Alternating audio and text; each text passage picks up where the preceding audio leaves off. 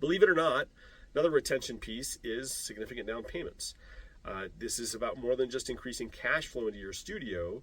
Year-long programs, if you're selling a program that's 12 months, can easily have a $199 down payment.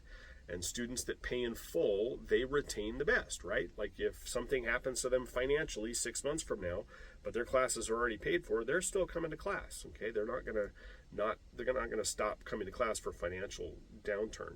So when we front load that tuition and they have more skin in the game, right, we end up retaining students for a longer amount of time, and we end up increasing the average student value of a student even if they quit earlier than we would have expected them to. Hope that makes sense, but significant down payments in many ways has an impact on the average student value and the length of time that you're retaining students, okay?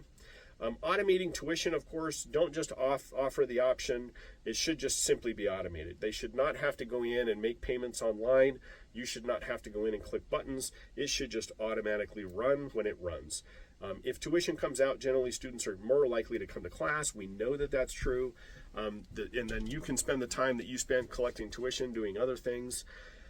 You should have a late payments pipeline. When a payment fails, what is the process that you and your staff go through to create the culture at your studio of on-time payments?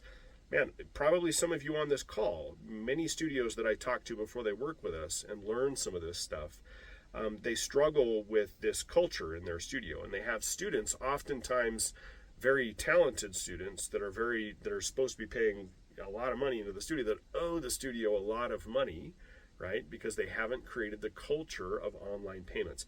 And that late payments pipeline is absolutely one of those things that needs to be done, okay? Eventually, you probably want to outsource this. It's not something that you necessarily need to be doing yourself, okay?